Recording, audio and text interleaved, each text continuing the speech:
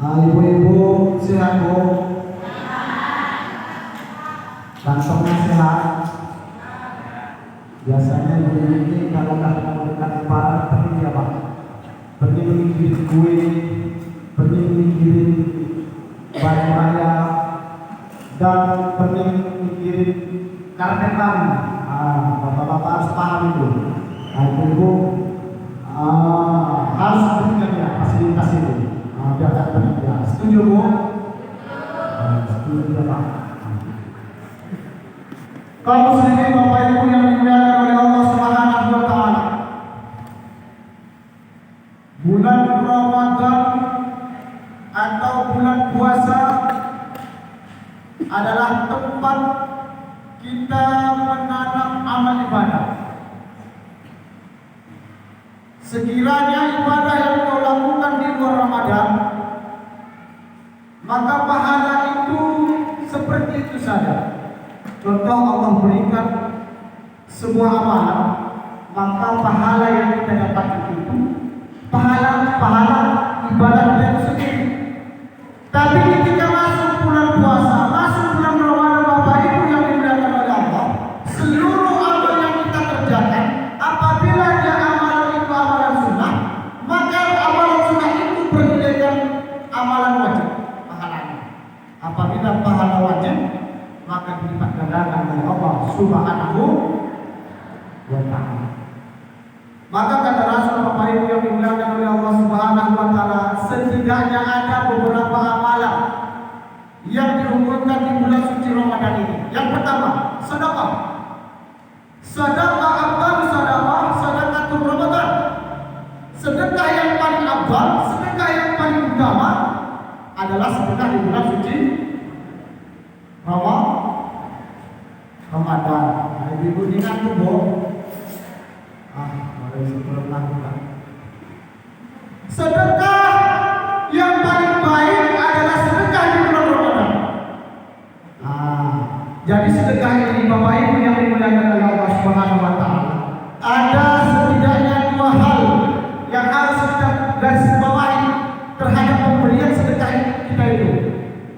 Yang pertama, sedekah yang kita berikan harus ikhlas. Apa Pak ya? Ikhlas, sukarela. Kemudian semakin canggih zaman, para ulama kontemporer pun menambahi syarat itu. Bukan hanya ikhlas saja. Yang kedua adalah pantas. Ibu punya uang 200 juta di rumah. Punya Bu 200 juta? Enggak ya? Itu enggak. Bapak-bapak yang kena 200 juta. Ikhlas kita kepek 200 juta, kita sumbangkan 1.500 ya. Maka kata ulama kontemporer itu tidak pantas. Ya betul dia ikhlas, tapi tidak pantas 200 juta ya sumbangkan 1.500. Maka 200 juta itu berapa pandangan masyarakat sudah pantas kita berikan selain ikhlas? Sejuta segitu banyak. Kemudian Bapak Ibu yang dimuliakan oleh Allah Subhanahu wa taala, ada syarat lagi untuk bersedekah agar sedekah kita itu diterima oleh Allah Subhanahu wa taala. Allah jelaskan dalam Al-Qur'an surah Al-Baqarah, ya ayyuhalladzina amanu, wahai orang-orang yang beriman, la tubtilu shadaqatikum, jangan engkau batalkan nilai sedekahmu. Dengan apa? Bil manni wal adha, dengan menyebut-nyebut dan menyakiti hati orang yang engkau beri sedekah itu. Contoh, imam masjid mengumumkan infak sedekah kita Jumat minggu lalu 2 juta, pemberian dari hamba Allah.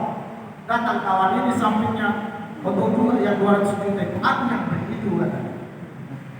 Menyebut-nyebut sedekah yang kita berikan tidak diterima oleh Allah. Atau kita beri tidak kita sebut-sebut, orang yang kita beri itu sakit hati menerimanya.